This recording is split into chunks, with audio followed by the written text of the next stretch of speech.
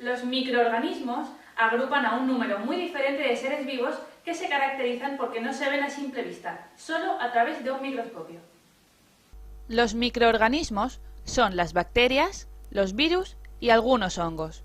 Los parásitos son organismos animales o vegetales que viven sobre o dentro de otro organismo y se desarrollan a sus expensas. No viven libres en el medio ambiente. Los microorganismos y los parásitos son agentes biológicos que pueden causar efectos adversos para la salud. Sin embargo, su presencia en los alimentos no indica necesariamente un peligro para el consumidor, pues no todos los microorganismos y parásitos provocan enfermedades. Los animales y los vegetales que tomamos en la dieta tienen un gran número de microorganismos en su superficie y en su interior. Si las condiciones son favorables, pueden crecer en el alimento, alterándolo o no. Si son patógenos, causarán una enfermedad en el consumidor, bien directamente o a través de sus toxinas.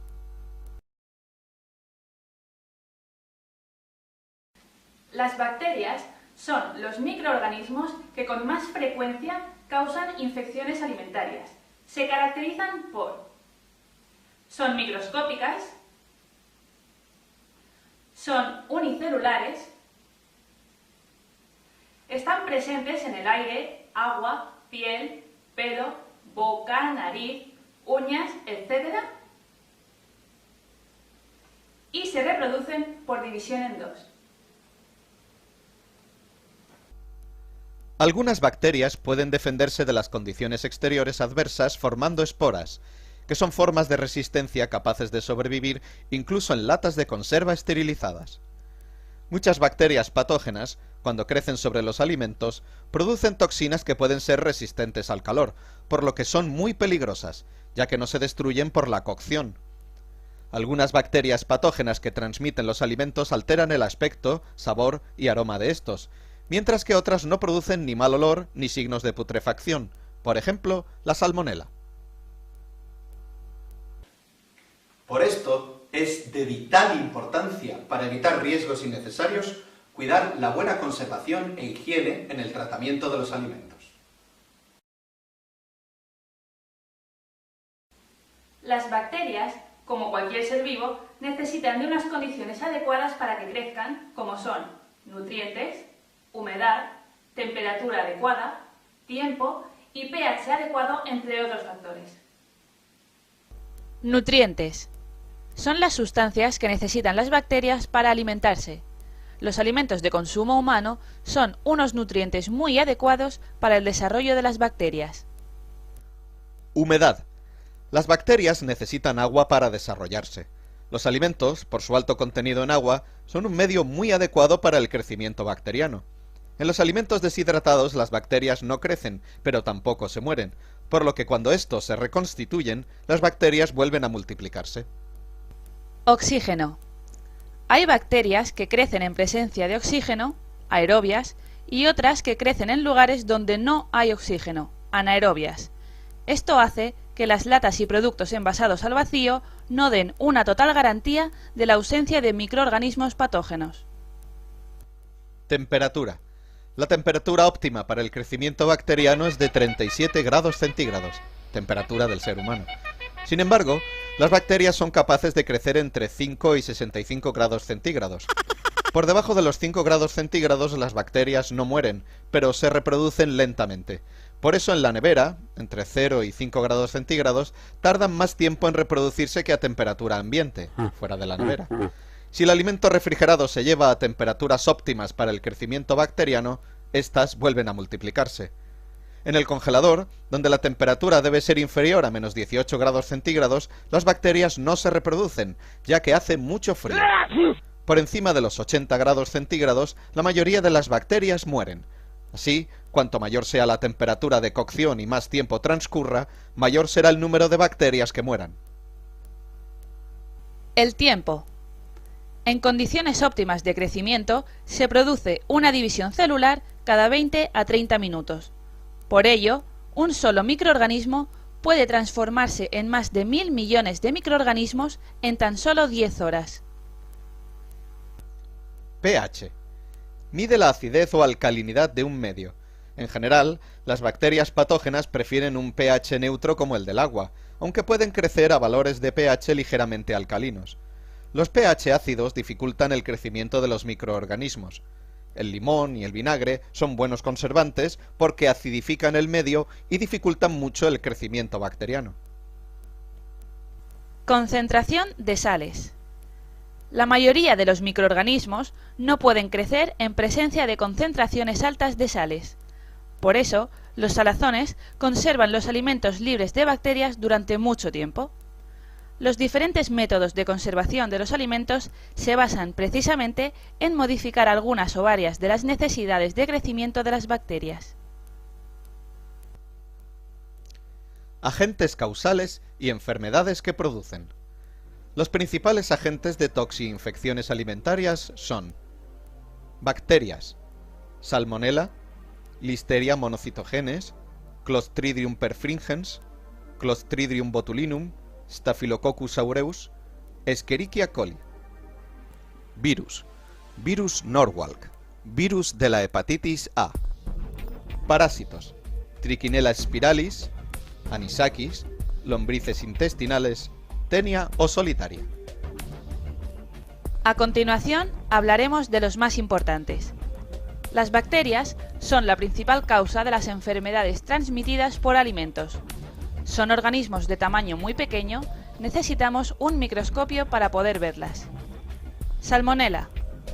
Es el agente causal de la salmonelosis, que son las infecciones alimentarias más frecuentes, alrededor del 50% del total. Pueden vivir en el tracto digestivo del hombre y animales, así como en el huevo. También pueden aparecer en verduras y frutas.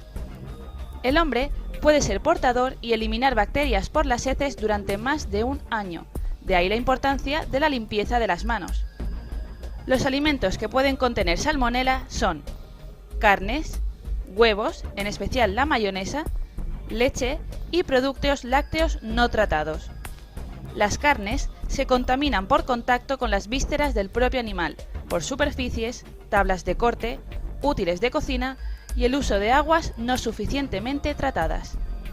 Los síntomas que produce una infección por salmonella son principalmente digestivos, pudiendo incluso causar la muerte. Es muy importante evitar el consumo de productos crudos, ya que la bacteria se destruye por el calor. Listeria monocytogenes. Es el agente causal de la listeriosis que cursa con fiebre, dolores musculares y trastornos digestivos. Los alimentos se contaminan por las manos sucias de un manipulador con la enfermedad. Afecta principalmente a la leche, los quesos, las aves de corral, las hortalizas, etc. Clostridium perfringens y Clostridium botulinum. Son bacterias que crecen en ausencia de oxígeno, por lo que suelen aparecer en conservas y en alimentos envasados al vacío. Además, son capaces de formar esporas muy resistentes al calor. Cuando las esporas germinan, liberan unas potentes toxinas causando toxinfecciones alimentarias. De estos, el más peligroso es el Clostridium botulinum, cuya toxina es uno de los venenos más potentes que se conoce y produce la muerte por parálisis respiratoria. Esta bacteria podemos encontrarla en conservas y en alimentos al vacío. Su presencia produce que las latas de conserva y los envases al vacío se hinchen, por lo que cuando observemos esto en ellos, no los usaremos y o bien los desechamos o bien se los devolvemos al proveedor. Staphylococcus aureus. Se encuentran a menudo en la nariz, la garganta y las manos de las personas sanas, en las mucosas. Podemos ser portadores sanos de ellos. Eso quiere decir que podemos tenerlos en las mucosas y no tener síntomas, pero a través de la manipulación podemos pasarlos a los alimentos, y las personas que los ingieran padecer una enfermedad alimentaria. La mayor parte de los brotes se producen por la contaminación directa de los alimentos a través de las manos de los manipuladores. Las bacterias se destruyen fácilmente por el calor, pero sus toxinas son muy resistentes al calor. Escherichia coli. Es el agente causal de las colitis hemorrágicas. Vive en el intestino del hombre y los animales. Los alimentos se contaminan por contacto con vísceras de animales, por las manos de los manipuladores y por aguas no tratadas. Es sensible al calor, por lo que se elimina durante la cocción de los alimentos. Produce náuseas, vómitos, diarrea, deshidratación y temperatura inferior a lo normal.